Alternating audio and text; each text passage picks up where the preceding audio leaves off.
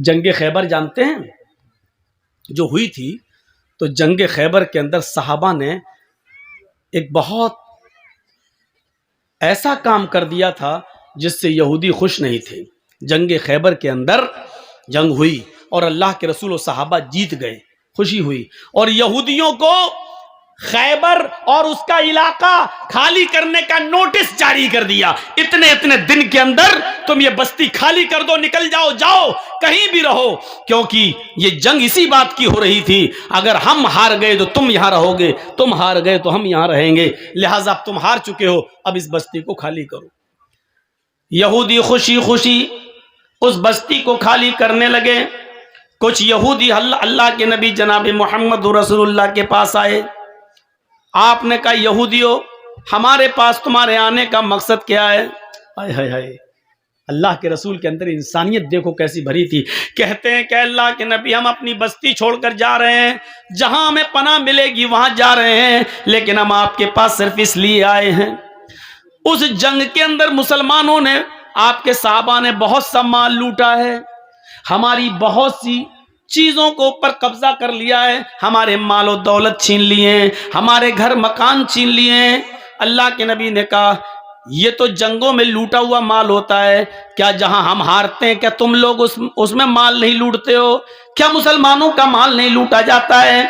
فرمایا اللہ کے نبی، ہم آپ سے مال مانگنے نہیں آئے، سونا چاندی مانگنے نہیں آئے، آپ نے جنگ جیتی ہے اور صحابہ نے جنگ جیتی ہے، ہمارا مال رکھ لیجئے، دولت رکھ لیجئے، زمین رکھ لیجئے، مجھے کوئی سروکار نہیں ہے، میں ان تمام چیزوں کو چھوڑ رہا ہوں۔ لیکن آپ کے صحابیوں نے، آپ کے ساتھیوں نے اس جنگ کے اندر جو مال لوٹا، اس میں ہمارے تورات کے نسخے بھی ہیں، جو ہماری مذہبی کتاب ہے، جو موسیٰ علیہ السلام پر نازل ہوئی تھی، انہوں نے ہماری کتابیں بھی لے رکھی ہیں، انہوں نے تورات بھی اپنے پاس رکھ لی ہے، تورات بھی ہم سے چھین لی ہے۔ تو گھر کا جب سارا سامان لوٹا گیا تو اس میں ہمارے گھر کی کتابیں، تورات جو ہم آسمانی کتاب مانتے جو موسیٰ پر نازل ہوئی، انہوں نے ہماری ان کتابوں کو، اس تورات کو بھی لے رکھا ہے۔ ہم چاہتے ہیں کہ ہمیں ہماری کتاب مل جائے، ہم چاہتے ہیں کہ ہمیں ہماری تورات مل جائے، تاکہ ہم جس جگہ بھی جائیں تو ہم تورات کی تلاوت کر سکیں۔ اللہ کے نبی نے سارے صحابہ کو بلایا اور بلانے کے بعد کا خبردار، تم نے جو مال لوٹا ہے اس مال کو یہاں جمع کریے، اس مال کو یہاں اکٹھا کیجئے، وہ سب مسلمانوں میں تقسیم کیا جائے گا، لیکن کسی کی مذہبی کتاب کو لوٹنے کا تمہیں کوئی حق نہیں ہے۔ تمہیں چاہیے کہ ان کے مال و دولت کو لوٹتے وقت جو ان کی کتاب تورات تمہارے پاس آئی ہے، ان کی ایک ایک کتاب تورات کو ان کے حوالے کر دیا جائے، یہ ان کی مذہبی کتاب ہے جو موسیٰ علیہ السلام پر نازل ہوئی ہے، ان کو اپنے عقیدے پر عمل کرنے کی اجازت ہے، ان کو اپنے موسیٰ کی لائی ہوئی شریعت پر عمل کی اجازت ہے۔ محمد رسول اللہ کی دشمنی ان کے ساتھ، ان کے مذہب کو لے کر نہیں، ان کے دین کو لے کر نہیں، ہماری وچار دھاراؤں کی لڑائی ہے، ہمارے خیالات کی لڑائی ہے، ان کی مذہبی لڑائی نہیں ہے۔ انہوں نے ہمیں ستایا تھا، ہمارے صحابہ کو تنگ کیا تھا، اس لیے یہ جنگ ہم نے کی تھی، ورنہ ہم کسی کو ان کی مذہبی عبادت سے نہیں روکتے ہیں، لہٰذا ان کی کتابیں واپس کر دو۔ انسانیت کا ایسا ثبوت پیش کیا اللہ کے رسول نے کہ لوٹا ہوا مال تو آپ نے نہیں دیا کیونکہ وہ مال غنیمت ہے، لیکن اس میں جو کتابیں، جو تورات اللہ کے نبی کے صحابہ کے پاس تھی، وہ ایک ایک کر کے واپس کروا دی، اور ان یہودیوں نے کہا کہ ہم نے آپ سے اچھا انصاف کرنے والا آج تک کسی کو دیکھا نہیں ہے، شکریہ اے اللہ کے رسول، آپ نے ہماری کتابوں کو ہمیں واپس کر دیا ہے۔ یہاں سے ہم اندازہ لگا سکتے ہیں میرے بھائیوں، میرے دوستوں، کہ انسانیت کس چیز کا نام ہے۔ یہاں تو ایک سمودائے اگر ہمارا قرآن اس کو مل جاتا ہے تو اس کو جلاتا ہے۔ ایک سمودائے ترپورہ کے اندر دیکھ لیجئے کس طریقے سے اس کو موقع ملا تو اس نے ہماری عبادت گاہوں کو جلایا ہے، ہماری مسجدوں کو جلایا ہے، قرآن جلا دیا ہے۔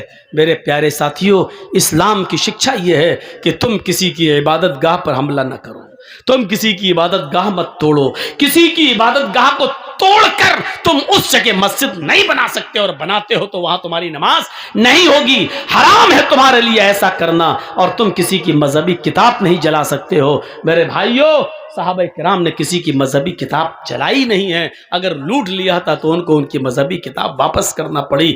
یہ اسلام کہتا ہے۔ ذرا ہم اپنے بھارت کا جائزہ لیں کہ ہم کہاں جا رہے ہیں۔ ہاں، اسلام یہ کہتا ہے کہ ہم مسلمان ہیں، قرآن پر ہم عمل کریں، پوری طریقے سے عمل کریں، لیکن ہندو بھائی کی کتاب وید، رامائن اور گیتا، اور یہودیوں کی کتاب تورات، اور عیسائیوں کی کتاب انجیل، ہم ان کی بھی قدر کریں، ان کو نفرت کی نظر سے نہ دیکھیں۔ عمل قرآن پہ کریں، لیکن دوسروں کی مذہبی کتابوں کو ہم برا بھلا نہ کہیں، ان کی بھی عزت کریں، اور دوسرے مذہب والوں کو بھی چاہیے کہ وہ اپنی مذہبی کتابوں پر خوب چلیں، خوب عمل کریں۔ جس طریقے سے ہمیں یہ جائز نہیں ہے کہ ہم گیتا اور رامائن، وید اور پرانوں سے نفرت کریں اور ان کو پھاڑیں، اسی طریقے سے ان کو بھی اس بات کی پرمیشن نہیں ہے کہ وہ ہمارے قرآن کو جلائیں۔ میرے بھائیوں، کوئی مذہب کسی کی دھارمک گرنتھوں کو گرانے، جلانے اور ان کو پھاڑنے کی اجازت نہیں دیتا ہے۔ یہ ہمیں اور آپ کو سوچنا چاہیے کہ انسانیت کس چیز کا نام ہے۔ بھائی، یہ لوگ چندہ کپڑے میں کر رہے ہیں، مدرسے کا کام ہے، تو آپ لوگ زیادہ سے زیادہ اس میں تعاون کرتے جائیں۔ وہی تو بول رہا تھا یار، کتنا چندہ ہو جائے لیکن مدرسے والوں کا کبھی پیٹ بھرتا ہی نہیں۔ ابھی 5 لاکھ روپے بھی چندہ ہو جائے تبھی کہ مولانا صاحب بہت کم ہوا ہے۔ میں 20 سال سے تقریریں کر رہا ہوں، آج تک کسی مدرسے والے نے یہ نہیں کہا مولانا ماشاءاللہ بہت اچھا چندہ ہوا ہے۔ اتنی بڑی ناشکری ہم نے کہیں نہیں دیکھی۔ ہم اس جلسے کی بات نہیں کر رہے ہیں، میں 20 سال کی بات کر رہا ہوں۔ 20 سال میں آج تک کسی نے آج تک یہ نہیں کہا ہے۔ ایک مرتبہ کسی نے خوشی خوشی کہہ دیا ہوتا مولانا صاحب ماشاءاللہ آج بہت اچھا ہوا ہے۔ 20 سال میں آج تک کوئی ایسا نہیں ملا کہ جس نے یہ کہا ہو کہ ماشاءاللہ بہت اچھا چندہ ہوا ہے۔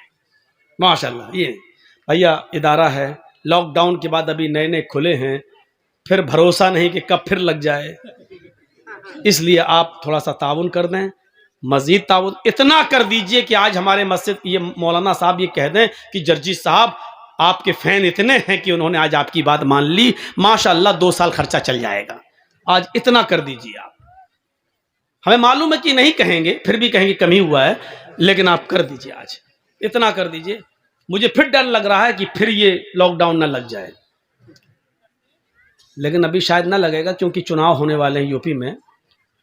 وہ جب اس وقت لگے گا جب 3-4 جب گراؤنڈ کے چناؤ ہو جائیں گے اور 5ویں اور 6ٹے لیول کے چناؤ پہ جب بی جے پی دیکھے گی کہ ہم ہار رہے ہیں تو اس موقع پر کورونا لے آئے گی، اور ایسا لائے گی۔ یہ 2-3 آدمی ہیں، بس 2 یا 3 یہ فکس کرتے ہیں کہ کورونا کب لایا جائے، لاک ڈاؤن کب کیا جائے، ٹرینیں کب بند کی جائیں۔ یہ سرجیکل اسٹرائک ایک دم ہوگی، لیکن کب ہو جائے کچھ کہا نہیں جا سکتا ہے۔ آپ بھیا بھر دیجئے ان کی جھولی، مدرسے کو دے دیجئے، زیادہ سے زیادہ تعاون کریے، اللہ رب العالمین آپ کو اس کا اجر عظیم انشاءاللہ عطا فرمائے گا۔ تو میرے بھائیوں، انسانیت یہ تھی۔ بیٹھیے ابھی ہم لا رہے ہیں، اور انشاءاللہ آخر میں چلتے چلتے ہم آپ کو 2-3 منتروں کی طرف بھی لائیں گے، کیونکہ بغیر منتر کے آپ لوگ سمجھتے ہیں کہ جلسہ ہوا ہی نہیں ہے۔ یہ اپنے دماغ سے نکال دیجئے، اپنے دماغ سے نکال دیجئے۔ آپ لوگ قرآن و حدیث سننے آتے ہو میرے بھائی، قرآن و حدیث کو سنیے۔ آپ کو ویدوں کے منتر سننے کا اتنا شوق نہیں ہونا چاہیے۔ ہندو بھائی ہوں تو وہ کہیں کہ ہاں مولانا بتائیے ہمارے دھرم میں کیا، تب تو ایک الگ بات ہے۔ آپ کو یہ شوق نہیں ہونا چاہیے۔ قرآن سے اچھی آواز، قرآن سے اچھی سریلی آواز کہیں ہو سکتی ہے؟ تلسی داس جی بھی کہتے ہیں جب تک مدی کویا بنا محمد پار نہ ہویا۔ مد مانی میٹھی، کویا مانی آواز۔ جب تک دنیا میں میٹھی آواز یعنی قرآن باقی رہے گی، جب تک دنیا میں قرآن رہے گا، بنا محمد پار نہ ہویا، اس وقت تک بنا محمد کے یعنی اللہ کے رسول کی اطاعت اور اللہ کے رسول کی فرما برداری کیے بنا کوئی پار نہیں ہو سکتا۔ تلسی داس جی تو کہہ رہے ہیں قرآن پڑھو، اور مسلمان کہتا وید سناؤ۔ نہیں، الٹی گنگا بہ رہی ہے۔ تلسی داس جی کہہ رہے ہیں کہ قرآن پڑھو، جب تک قرآن رہے گا تب تک محمد رسول اللہ صلی اللہ علیہ وسلم کا فرمان رہے گا، اور محمد رسول اللہ کے فرمان کے بنا کوئی آدمی پار نہیں ہوگا، یعنی نجات نہیں پائے گا۔ یعنی قرآن و حدیث پہ عمل کرنے کے بعد ہی نجات ملے گی، اس کے بنا نجات نہیں ملے گی۔ اے چاچا بیٹھ جاؤ، کہاں جا رہے ہو؟ دیکھ ٹھیک ہے آئیے، لیکن بھائی سامنے سے مت اٹھیے، ہم کو بہت برا لگتا ہے۔ آپ کو نہیں معلوم ہے، ایک مرتبہ حیدرآباد میں ایسی کوئی آدمی سامنے سے اٹھ گیا، ہم سمجھے گیا پیشاب کرنے، آیا سیدھے مائک پکڑ کے کیا بول رہا ہے، اٹھا کے مائک ادھر پھینکا، پھر کرسی ٹماٹر انڈے جو پھینکے گئے۔ میں ڈر جاتا ہوں جب کوئی سامنے سے اٹھتا ہے، وہ منظر میں دیکھ چکا ہوں، اس لیے بھیا سامنے سے مت اٹھیے۔ اب دیکھو کہہ رہا ہوں مت اٹھیے تو اور اٹھ رہے ہیں۔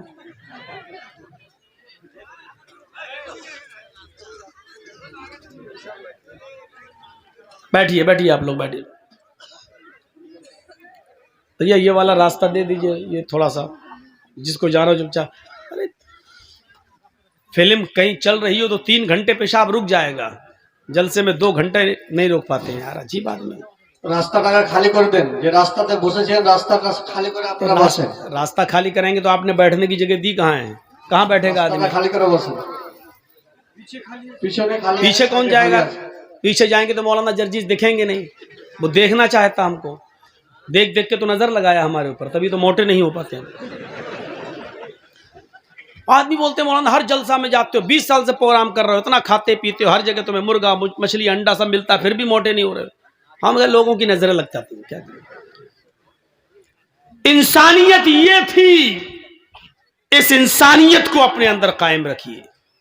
دنیا میں پوچھئے، پڑوسی ہمارا ہندو ہے، بیمار ہو گیا ہے، اس کو ایک بلڈ خون کی ضرورت ہے، کاش کوئی یوگی مودی کا بھکت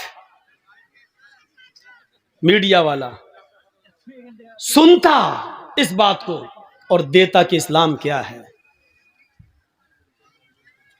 ڈاکٹر نے کہہ دیا کہ اس کو 1 بوتل خون کی ضرورت ہے اور اس میں اس گروپ کا بلڈ لگنا ہے، ہاسپٹل میں وہ گروپ کا بلڈ نہیں ہے، اس کے باپ کا بلڈ گروپ الگ ہے، اس کی ماں کا الگ ہے، بھائی کا الگ ہے، کسی کا لگ نہیں رہا ہے بلڈ گروپ، اور آپ کا پڑوسی ہے، آپ مسلمان ہیں، وہ ہندو ہے، آپ کا بلڈ گروپ اور اس کا بلڈ گروپ ایک ہے۔